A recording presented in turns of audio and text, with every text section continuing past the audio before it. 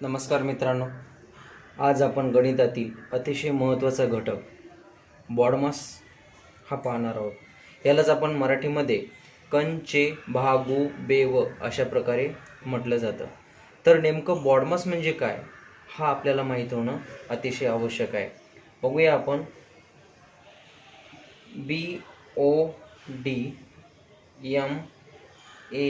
BODMAS। आपण बॉडमास म्हणजेच काय, तर बी म्हणजे ब्रॅकेट BRACKET, ब्रॅकेट म्हणजे कंस, त्याला आपण शॉर्टकट कन लिहूया। त्यानंतर OF ऑफ म्हणजे चे, त्यानंतर डी म्हणजे डिव्हिजन DIVISION, डिव्हिजन म्हणजे भागाकार, M सेज मल्टिप्लिकेशन, त्यालाच आपण घेऊया गुणाकार, त्यानंतर A मीन्स ॲडिशन, त्याला आपण बेरीज म्हणतो, त्यानंतर सबस्ट्रॅक्शन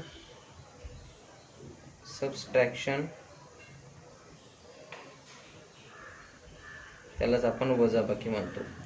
बॉडमास किंवा कंचे भागू बेव हे दोन्ही प्रकारे तुम्ही लक्षात ठेवू शकतो। तुम्हाला जर बॉडमास असं पाठवत असेल तर तुम्ही असंही लक्षात ठेवू शकता, किंवा कंचे भागू बेव हेही लक्षात ठेवलं तरी अतिशय आवश्यक आहे। परंतु मित्रांनो, जेव्हा आपल्याला विविध प्रकारचे उदाहरण दिलेले असतात, ते उदाहरण सॉल्व्ह करण्यासाठी आपल्याला कंचे भागू बेव पासूनच जावं लागतं, म्हणजे अशा क्रमानुसार आपल्याला कोणतेही उदाहरण सॉल्व्ह करावं लागतं। नमस्कार मित्रांनो, मागील बॉडमास रूल 1 या घटकामध्ये आपण बेरीज आणि वजाबाकी याबद्दलची क्रिया आणि सविस्तर नियम आपण पाहिलेले आहोत, आणि त्यामध्ये शॉर्टकट ट्रिक्स कोणती आहेत ती पण आपण समजावून घेतलेली आहोत। बघा या ठिकाणी त्यानंतर आपण बॉडमासच्या हळूहळूकडे वळत आहोत। मल्टिप्लिकेशन आणि डिव्हिजन हा भागाकडे आपण वळत आहोत। गुणाकार आणि भागाकार, बघा जर दिलेल्या उदाहरणामध्ये कंस नसेल तर धन व ऋण चिन्ह येईपर्यंत कंस टाका। सर्वप्रथम उदाहरण समजून घेऊ।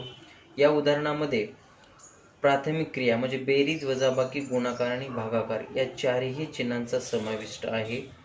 जेव्हा अशा प्रकारचं उदाहरण विचारलं जातं त्या पिरियडमध्ये काय करायचं आपल्याला, या ठिकाणी गुणाकार, भागाकार, बेरीज, गुणाकार, भागाकार, वजाबाकी अशा प्रकारचे चिन्ह समाविष्ट आहेत। जोपर्यंत बेरीज आणि वजाबाकीचं चिन्ह येत नाही तोपर्यंत त्या संख्याला कंस टाका किंवा कंस घाला। बघा या ठिकाणी इथून काय तयार होईल, आपण हा उदाहरण आहे, डायरेक्ट इथूनच सुरुवात करूया आपण, नाहीतर परत लिहू 5। आता या ठिकाणी अधिकचे चिन्ह आलेले, म्हणजे या ठिकाणी आपण एक कंस टाकला। परत दुसरा 119 गुणिले 7 भागिले 17, या ठिकाणी वजाबाकीचं चिन्ह आलेलं आहे, पण या ठिकाणी कंस टाकू। 77 भागिले 11 गुणिले 3, या ठिकाणी एक आपण कंस टाकलेला आहे।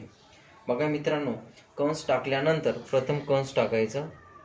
कंस टाकल्यानंतर आपल्याला काय करायचं की प्रत्येक कंसाची मांडणी करून घ्यायची आहे। म्हणजे मांडणी कशी करता येईल, 25 गुणिले 9 भागिले 5 कंस अधिक 119 गुणिले 7 भागिले 17 कंस बंद वजा 77 भागिले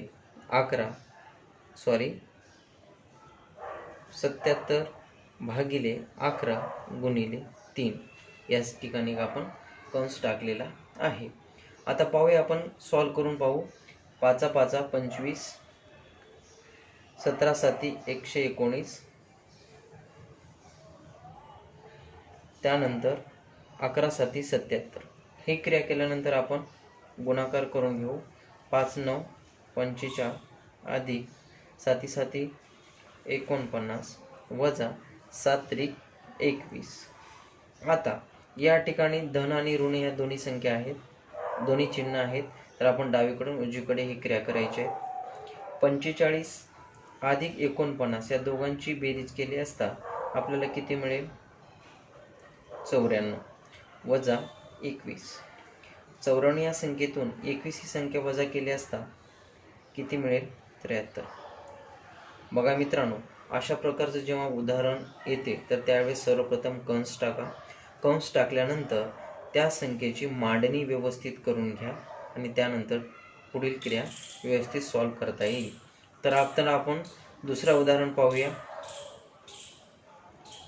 पहा मित्रांनो, या ठिकाणी आपण दुसरा उदाहरण घेतलेलं आहे.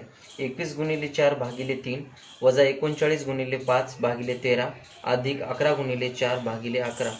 या ठिकाणी एक उदाहरण दिलेले आहे. या उदाहरणामध्ये निरीक्षण केले असता आपल्याला विविध म्हणजे जे प्राथमिक क्रियावरील जे चिन्ह आहे ते सर्व चिन्ह या ठिकाणी समाविष्ट आहे. म्हणजेच गुणाकार, भागाकार, वजाबाकी, गुणाकार, भागाकार, अधिक म्हणजे चारही चिन्ह या ठिकाणी समाविष्ट आहे. जेव्हा अशा प्रकारचं उदाहरण विचारलेलं असतं की सर्वप्रथम आपण कंचे भागुबेवनुसार करायचा की त्याला वेगळ्या पद्धतीने किंवा कंस टाकून करायचा, हे आपण सर्वप्रथम विचार करायला पाहिजे. या ठिकाणी आपण अशा प्रकारचं गणित सॉल्व्ह करण्यासाठी आपण सर्वप्रथम कंस टाकूया. कंस टाकण्यासाठी नियम काय आहे की जोपर्यंत धन आणि ऋण येत नाही तोपर्यंत डायरेक्ट कंस हा टाकायचा. बघा या ठिकाणी 21 गुणिले 4 भागिले 3 या ठिकाणी वजा आलेला आहे म्हणून कंस इथे टाकला, वजेचं चिन्ह. परत 39 गुणिले 5 भागिले 13 या ठिकाणी धन आलेला आहे, या ठिकाणी म्हणून इथे कंस दिला, अधिक. परत 11 गुणिले 4 भागिले 11 या ठिकाणी कंस टाकू. बघा मित्रांनो, कंस टाकल्यानंतर दुसरी स्टेप काय आहे की त्याची व्यवस्थित प्रत्येक कंसाची मांडणी करून घ्यायची आहे. आता मांडणी कशी होईल? 21 गुणिले 4 भागिले 3 कंस बंद वजा 39 गुणिले 5 भागिले 13 कंस बंद अधिक 11 गुणिले 4 भागिले 11 कंस बंद. या ठिकाणी मांडणी केल्यानंतर आपण क्रॉस मल्टिप्लिकेशन करू शकतो. बघा या ठिकाणी 3 7 21 33 39 11 11 कॅन्सल. आता या ठिकाणी काय म्हणतात 7 चोक 28 वजा 5 त्रिक 15 अधिक या ठिकाणी राहिलेले शिल्लक 4. या ठिकाणी डावीकडून उजवीकडे करायचं आहे क्रिया, कारण धन आणि ऋण ह्या दोन्ही चिन्ह या ठिकाणी समाविष्ट आहेत. मग 28 वजा 15 किती राहतील? 28 वजा 15 केले असता आपल्याला किती मिळेल? पुढे घेऊया 13 आणि हा अधिक 4 म्हणजेच आपल्याला उत्तर किती मिळेल? 17. बघा मित्रांनो, अशा प्रकारचे उदाहरण जेव्हा दिलेले असतात कंस पाडायचं आणि त्यानंतर त्याला व्यवस्थित मांडणी करून सॉल्व्ह करायचं आहे. आता या ठिकाणी तुम्हाला एक माहितीस्तव किंवा एक स्वाध्यायासाठी प्रॅक्टिस म्हणून एक उदाहरण देतो. ते उदाहरण सॉल्व्ह करा आणि उदाहरण सॉल्व्ह झाल्यानंतर त्याचं उत्तर जर अचूक आलं असेल तर तुम्ही माझ्या यूट्यूब चॅनलच्या खाली कमेंट बॉक्समध्ये त्याचं उत्तर टाकू शकता. सराव